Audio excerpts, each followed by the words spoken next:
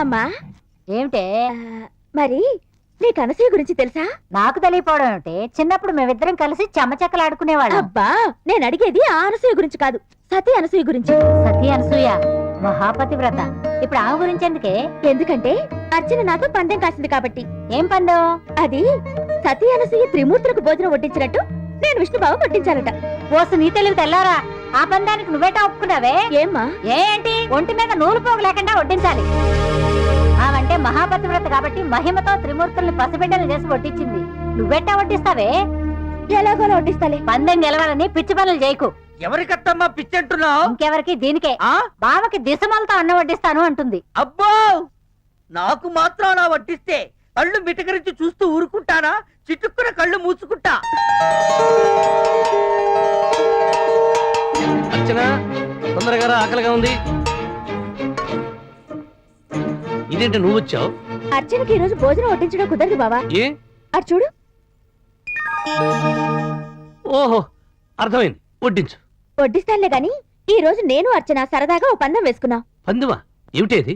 నీ పళ్ళెంలో నేను వడ్డించే ఐటమ్స్ అన్ని నువ్వు కళ్ళు మూసుకుని వాసన పసిగట్టి మరీ తినగలవని అర్చన, లేదా నేను పందెం వేసుకున్నావు. అవును విష్ణు, నన్ను గెలిపించవు. పిచ్చిదానా, సీల్డ్ కవర్ లో ఏముందో టక్కున చెప్పేయగల నాకు నిన్ను గెలిపించడం చిటికలో పరి. మరదల్లా వడ్డించు. నువ్వు కళ్ళు మూసుకో.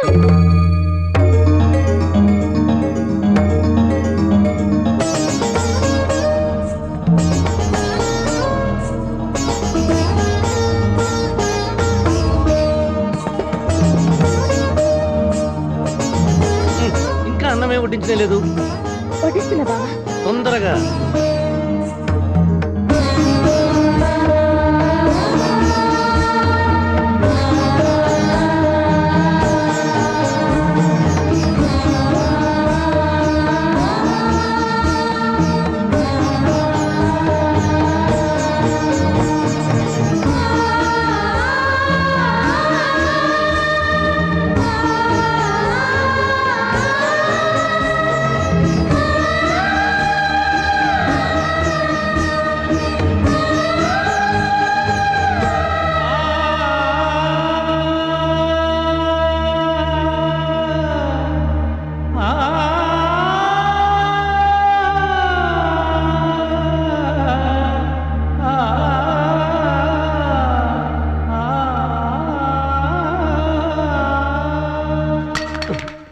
చప్పుడు చేస్తే చప్పున కడు తెరుస్తాను అనుకున్నావా మరదల పిల్ల? నీ పప్పులు నా దగ్గరే ఉడక.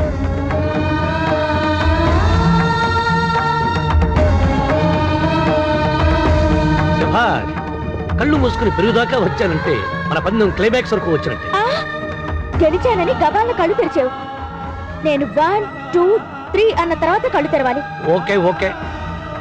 1 2 3 ఇప్పుడు తెరువు బావా. చూసావా సరి, నువ్వు ఓడిపోయావు, అర్చన గెలిచింది. ఇప్పుడే వంట. ఇప్పుడు చెప్పమ్మా, ఆ మూడో పందెం ఏమిటో? ముట్టుకోకుండా మీ బావన్ను ముద్దు పెట్టుకోవాలి. ముట్టుకోకుండానా? ఇలాగా కాదు, ఈ పందెంలో గెలవడం అంత తేలిక కాదులే, ఆలోచించు.